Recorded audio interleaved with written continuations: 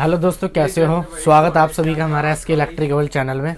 तो दोस्तों आज हम आपको बताएंगे डाइकन इन्वर्टर एसी के एरर कोड। तो दोस्तों मेरे पास एक ऐप है जिसके ज़रिए हम किसी भी कंपनी के एरर कोड निकाल सकते हैं। तो दोस्तों आज मैं आपको बताने वाला हूँ डाइकन इन्वर्टर एसी के एरर कोड। ठीक है, तो आज हम बात करेंगे डाइकन की, उसके बाद हम करेंगे एलजी, सैमसंग, गोदरेज, व्हर्लपूल, जैसे जैसे जो एसी हैं स्टेप बाय स्टेप हम आपको सभी के एरर कोड बताएंगे। तो प्लीज़ हमारे चैनल पे जो नए हैं प्लीज़ चैनल को सब्सक्राइब कर लीजिएगा और वीडियो को लाइक कीजिए, शेयर कीजिए, कमेंट करके हमें बताइए कि आपको कौन से एसी के एरर कोड चाहिए और किस किस चीज़ पे एरर कोड चाहिए। जैसे हमारे पास टाइम मिलता रहेगा हम वीडियो बना करके डालते रहें। तो काफ़ी टाइम हो गया वीडियो नहीं डाली, तो एक वीडियो हमने डाली थी दोस्तों जिसमें एक बंदे ने बहुत गंदे तरीके से कमेंट किए थे। वो आप वीडियो जाकर के देख सकते हैं और उस बंदे ने बहुत गलत काम किया। तो चलिए हम बात ज़्यादा नहीं करेंगे, तो चलिए स्टार्ट करते हैं हम। और आपको मैं वैसे एक हिंट के लिए एरर कोड दिखा देता हूँ। ये हमारी ऐप होती है और जिसमें एरर कोड हम शो करते हैं। ठीक है, तो चलिए हम आपको एरर कोड बताना चाहेंगे। सबसे पहला आएगा हमारा UA। दोस्तों हमारा पहला एरर कोड आएगा UA, indoor outdoor unit communication fault. दोस्तों जब हमारा UA एरर कोड आएगा तो सबसे पहले दोस्तों हम एरर कोड सभी बता देता हूँ क्या क्या फॉल्ट है पढ़ करके। ठीक है, क्योंकि मैं एक्सप्लेन करते जाऊँगा तो वीडियो काफ़ी लंबी होती चली जाएगी, फिर आप लोग देखते नहीं हैं, वीडियो स्किप करते जाते हैं, आगे आगे चले जाते हैं। तो इससे भाई साहब आपका ही नुकसान होने वाला, तो आप पूरी क्लियर वीडियो देखिए कीजिए। चलिए मैं सबसे पहले रिपीट कर देता हूँ और जिस भाई को समझ आ जाता तो बहुत अच्छा, नहीं आता तो मैं एक्सप्लेन कर दूँगा बीच बीच में, कोई कहीं।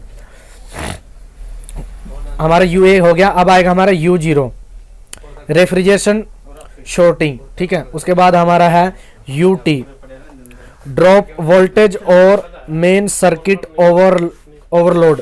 ठीक है जी, उसके बाद आता है हमारा U4, failure of transistor between indoor unit and outdoor unit. ठीक है, उसके बाद हमारा आता है इंडोर का A1, इंडोर का होता है हमारा A1, इंडोर PCB डिफेक्टेड। ठीक है जी, आगे वाला हमारा इंडोर का ये A5, फ्रीज अप प्रोटेक्शन। ठीक है जी, उसके बाद आ गया हमारा इंडोर का C4, faulty heat exchange temperature sensor. ठीक है दोस्तों, उसके बाद आता है दोबारा हमारा इंडोर का C9, faulty section air temperature sensor. ठीक है, उसके बाद आता है हमारा, बाकी अभी इसके बाद जितने भी एरर कोड आएंगे सभी आउटडोर के आएंगे, ध्यान रखिएगा।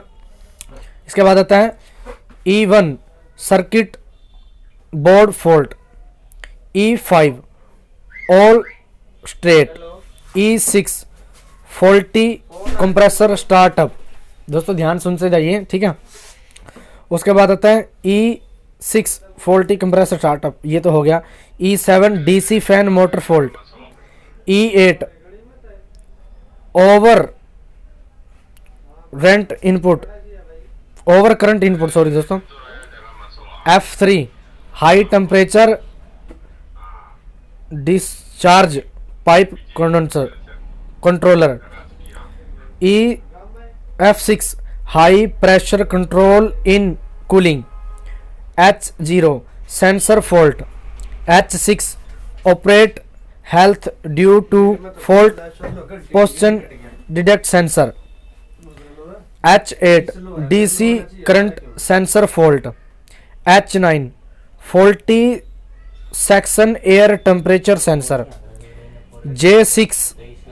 J6, faulty heat exchange temperature sensor, L3, electric parts heat fault, L4, high temperature at inverter circuit heatsink, L5, output overheat, P4, fault inverter circuit heating temperature sensor. तो दोस्तों काफ़ी सारी दोस्तों को कमेंट आता है कि भाई आपको इंग्लिश नहीं बोलना आता। सबसे पहले इंग्लिश बोलना सीखिए। भाई मैं कम पढ़ा लिखा हूँ, इंग्लिश जैसी आती है बोलता हूँ, आप लोगों को समझाता हूँ। ठीक है, अगर भाई नहीं समझ में आता तो थोड़ा बहुत खुद एक्सप्लेन कर सकते हो, सोच सकते हो कि इसका मतलब क्या हो सकता है। देखिए जहाँ तक देखिए ये टफ़ इंग्लिश होती है भाई, जिन्हें नहीं पढ़नी आती उन्हें टफ़ ही लगेगी। तो भाई जितना मैं आपको बताता हूँ तो उतना समझ लीजिए करिए। तो प्लीज़ ऐसे कमेंट मत कीजिए, क्योंकि भाई मैं पहले बोलता हूँ कि मैं इंग्लिश बहुत कम आती है। तो भाई आप सभी दोस्तों की हेल्प के लिए इतना कुछ बताता हूँ। तो भाई अगर आपको इतनी बड़ी अच्छाई में इतनी कमी नज़र आएगी तो भाई वो तो मैं सोचता हूँ कि मायने नहीं रखता। क्योंकि देखिए कहते हैं आटे में नमक तो चलता है भाई, इतना तो थोड़ा होता है। तो प्लीज़ भाई इस चीज़ का बुरा मत माना कीजिए। तो भाई आपको एरर कोड बता दीजिए। तो मैं मेन एरर कोड बता देता हूँ जो इंडोर में शो करते हैं। A1 इंडोर PCB डिफेक्टेड, मतलब ये कह रहा है कि A1 में इंडोर की PCB ख़राब होगी। अगर आप किसी कस्टमर के जाते हैं तो सीधा आपको PCB निकालनी पड़ेगी इंडोर की। और A5 होता है फ्रीज अप प्रोटेक्शन, मतलब जो हमारे उसमें सेंसर लगे होते हैं उनका फॉल्ट होता है ये। A6 हो गया फैन मोटर फॉल्ट, A6 ठीक है। और कईयों में E6 आता है। तो C4 का मतलब बोलता है faulty heat exchange temperature sensor, heat exchange ठीक है। मतलब हमारे क्या होता है आउटडोर में सेंसर होते हैं वो जो कि बाहर लगता है कंडेंसर में, और इंडोर में भी कहीं में 2-3 सेंसर लगे होते हैं, किसी में 2 ही होते हैं नॉर्मल एसी की तरह। तो आप वो सेंसर चेक कर सकते हैं ठीक है।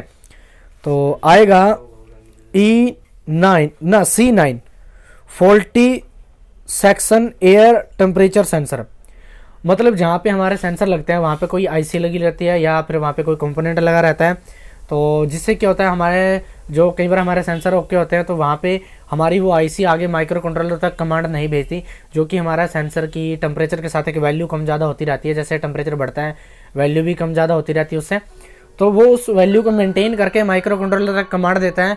तो जब वो IC ख़राब हो जाती है या वो कमांड वहाँ तक नहीं पहुँचा पाती तो भाई वो एरर आता है सेंसर ठीक होने के बावजूद भी। तो आप वो चेंज कर देख सकते हैं। तो चलिए दोस्तों मेरे नेक्स्ट टॉपिक के साथ मिलते हैं, आपको नेक्स्ट टॉपिक के साथ बताएंगे कि आपको और एरर कोड्स के बारे में